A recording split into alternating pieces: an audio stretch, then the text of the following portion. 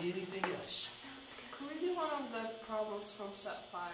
From set 5. Sure. Preferably number 1. Number 1? Yes. Okay. Keep your calculators handy.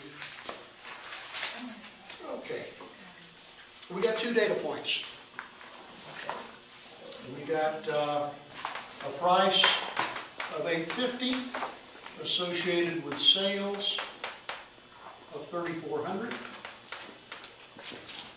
And we also observe a price of $9.90 and associated sales of $2,830. Both markets were judged to be comparable in terms of demographics, including age, incomes, and other measures of values, attitudes, and lifestyles. I'll see you next week. So that means everything is... So we assume... Everything remains equal. Or Yes, stays the ceteris same. paribus, yes. What was that again? Ceteris paribus. We have a cost of production, just going to note that up here, of $425 per unit. So that's a constant cost. It stays the same however many we produce. Up to 8,000 a year. It doesn't look like we need to worry about that. And it says based solely on this data and using a simplifying assumption of a straight line demand curve, what does it say about this company and whether or not it is maximizing its profits? And you're right, this is one, there's a step in here I don't think I have done with you before. We'll go through it. First thing we got to do is construct the demand curve and the demand function. Can we do that? 990. 850, and it real, you know, as you ask this question, I realize I have not posted the answers to this, have I? No. Okay. I've got them, but let's see if I get the same answer tonight. You never know. 2830 and 34. So we have 2 points on the demand curve. We simplify things and say we think it's kind of straight like that. What do we got to do first?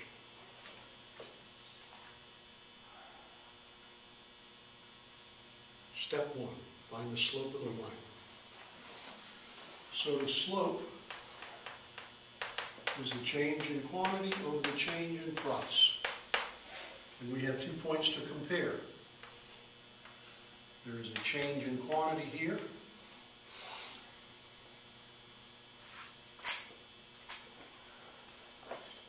I'm having trouble with the math here. Come on now. 1,570. 3,400, sorry. 174. 570, thank you.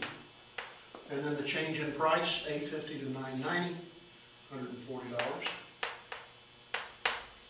And then calculators begin to buzz. 4.07. 4.07?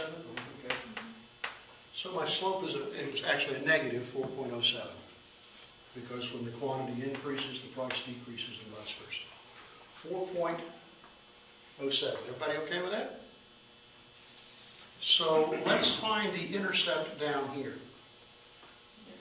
The quantity intercept. So we take quantity back to 0.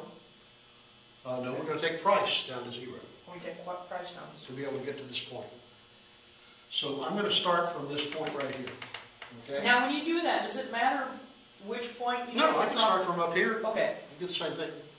I'm going to take the change in price from 850 to 0. So here's what I got. The slope, negative 4.07, is equal to the change in quantity, which is what I want to learn,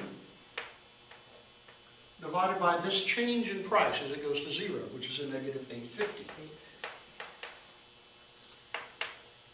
Doing the math, the change in quantity, get out my handy dandy calculator.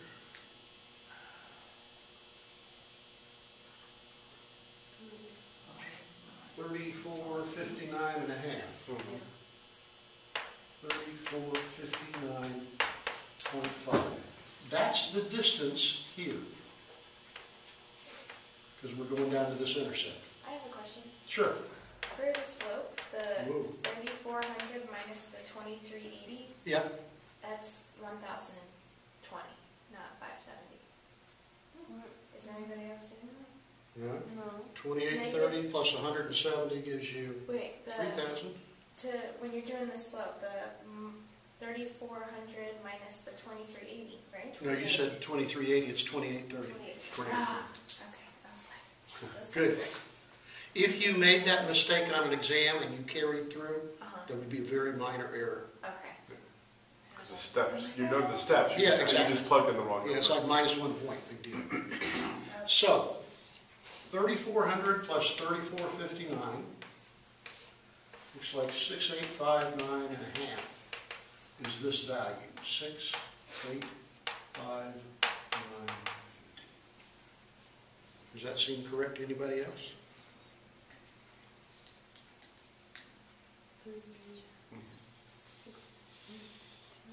I found the change in quantity, and that's how much I've got to move to go to here.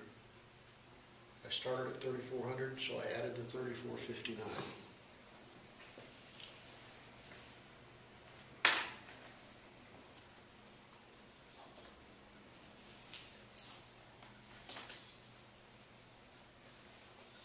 So now, I'm going to take this data off. Now, with what I have developed, I can state the demand equation. The quantity demanded of this good is the intercept, 6,859 and a half, minus the slope times the price of X.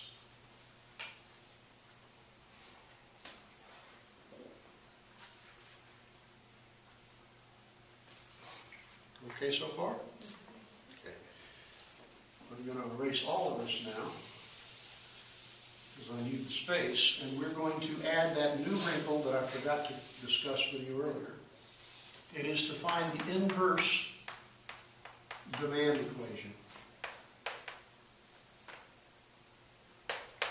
And what that means is, instead of writing Q is equal to blah, blah, blah about the price, we're going to write it as the price of X equals blah, blah, blah in terms of Q. I'm just going to restate it. Didn't you do that one of your linear analysis? Yeah, you did. One of, I yeah. did in class? No, you did on one of your.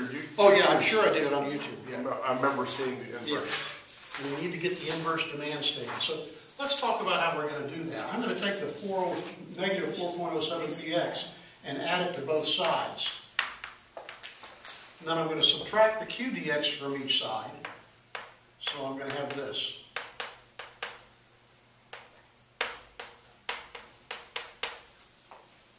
All right, just move two terms to other sides of the bridge, if you will.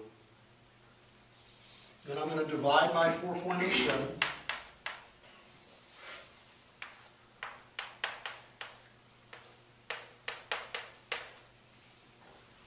And I'm going to say Px equals, and I'm going to be damn sure I remember my calculator for the exam.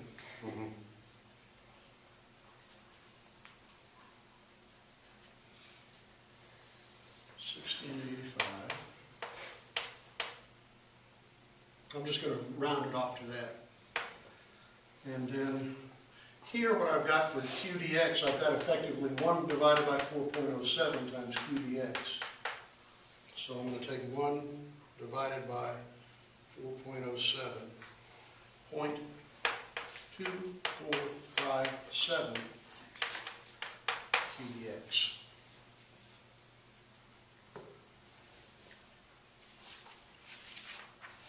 I wanted to see if I could find the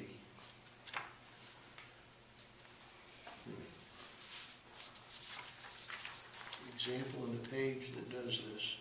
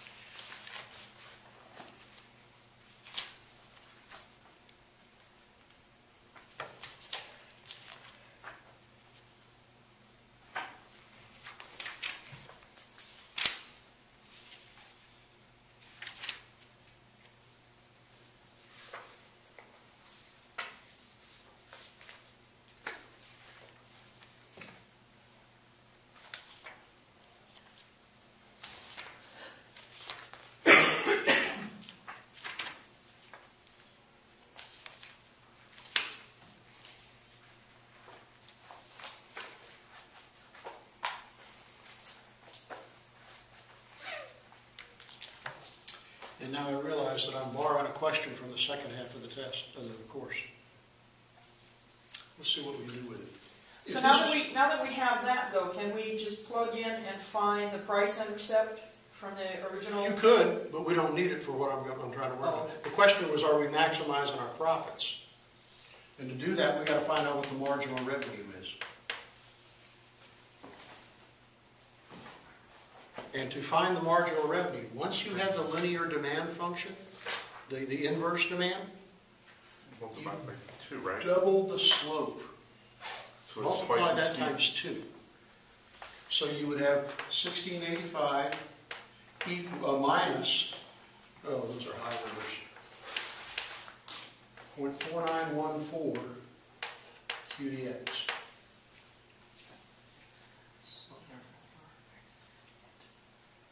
So if this is on the test, it'll be for extra credit or something, you know.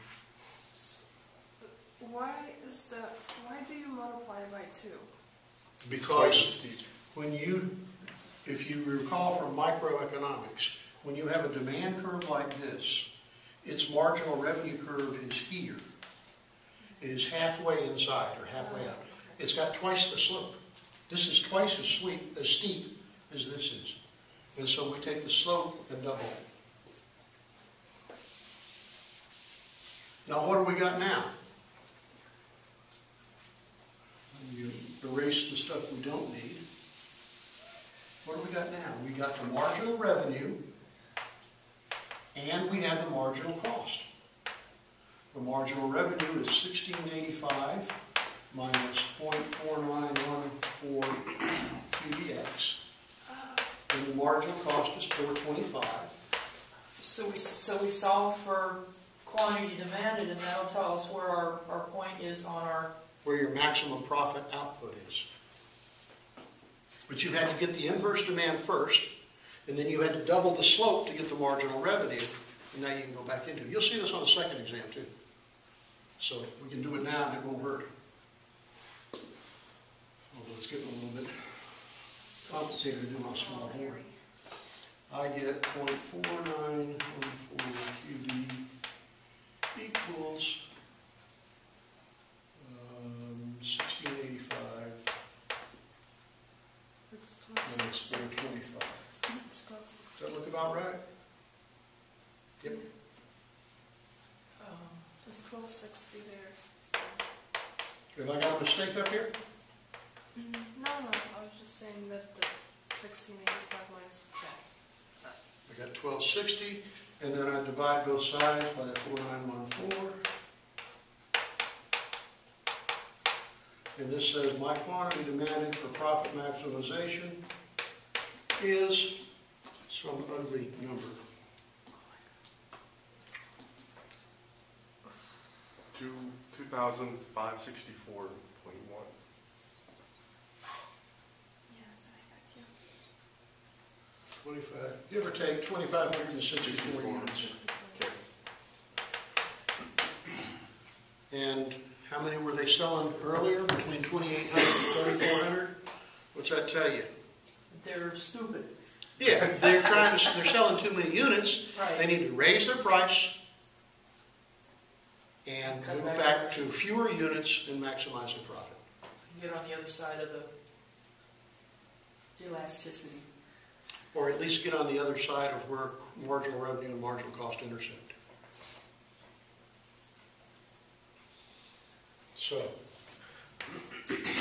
the trick that we, this is the first time I've done it in class, but as you say, it's on the earlier videos. The trick is to take the regular demand curve, redefine it in terms of price. That's the inverse demand. Once you get that, take twice the slope. That's the marginal revenue. Set that equal to marginal cost and solve for Q. And I will figure out how to put that into some equations on a reference sheet.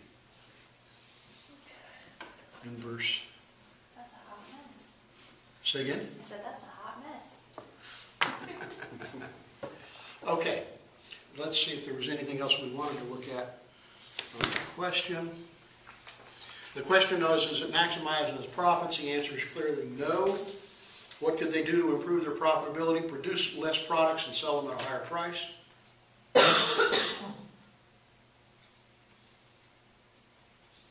And you could take that demand equation, not the inverse, but the original, and calculate the price elasticity of demand from that. Alpha x over times px over qx. Okay? I'm glad you asked me that question. Now I won't feel so bad about having it on the exam. Gee, thanks. It was going to be on there anyway, but now I feel better. I'm sure you don't, but I do. You know? But that would be a kind of a tricky one. Okay? Other questions? Are you afraid to ask any questions? Well, since we already did one, can we finish with Do the second one?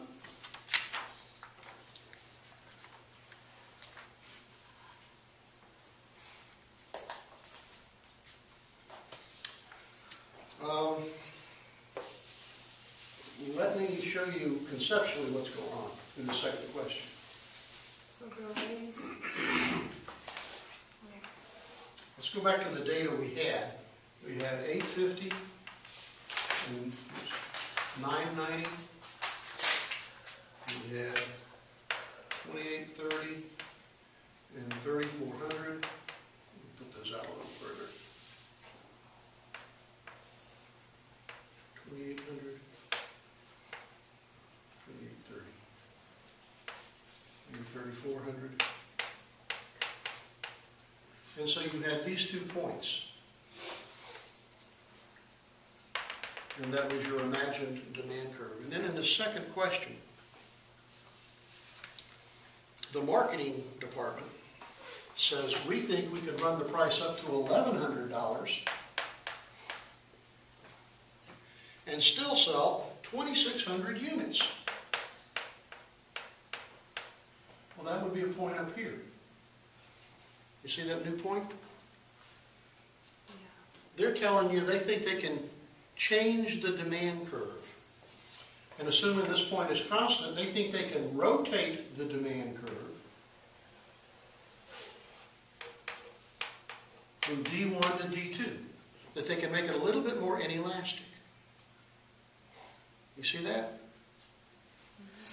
That this is the old curve, but they think they can make the new curve. It would be better if I could show this with more slope to it, wherever it is out here. They could make the new demand curve look like that. What happens if you can make the demand curve more inelastic? You make more money.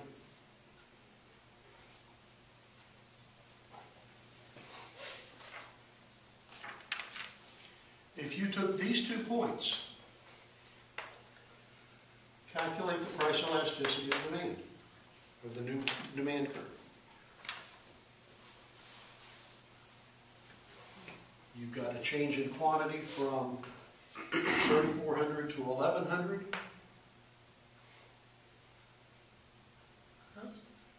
7,600. No, I'm sorry. From 2,600 to 3,400. And a change in price from 850 to 1,100.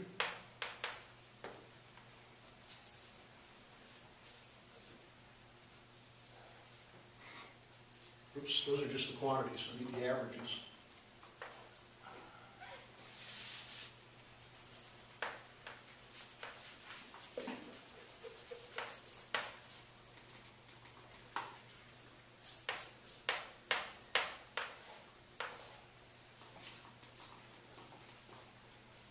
Let's be sure we all understand where my numbers came from.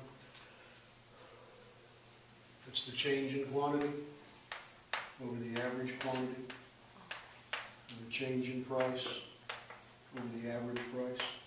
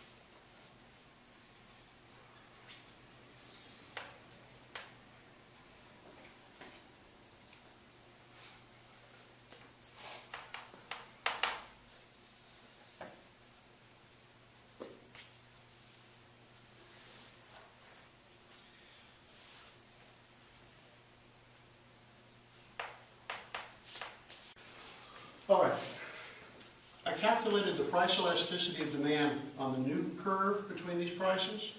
Everybody get the same number with me, 1.04?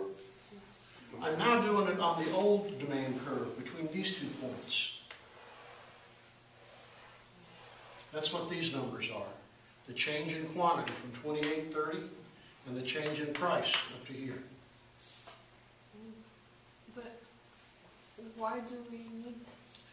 I think the question was phrased about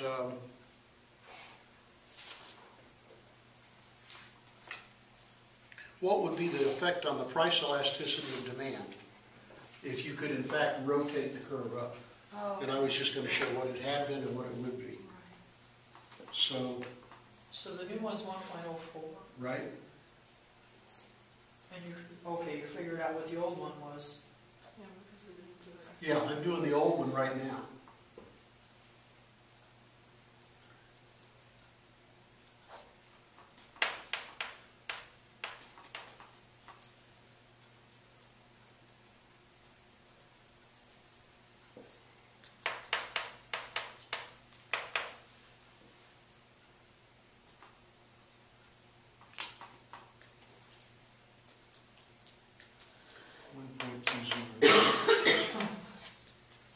Wish I had some colored chalk. The price elasticity of demand, if the marketing department is correct, would be reduced from 1.20 to 1.04, more inelastic, a smaller number. That's sort of a trivial detail for us.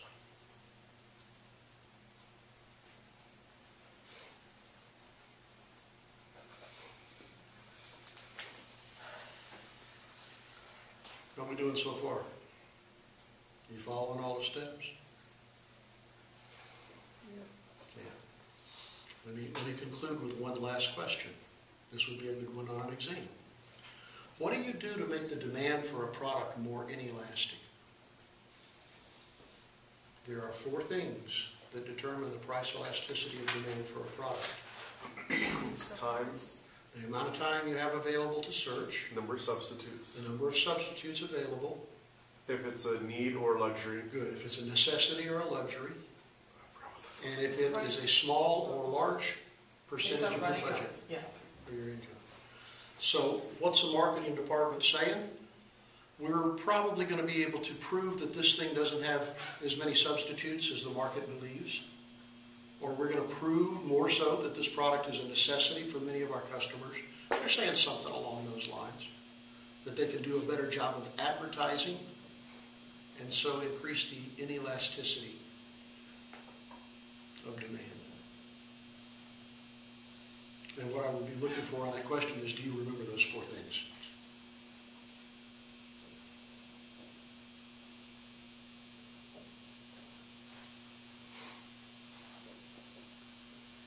That's a real basket full of stuff.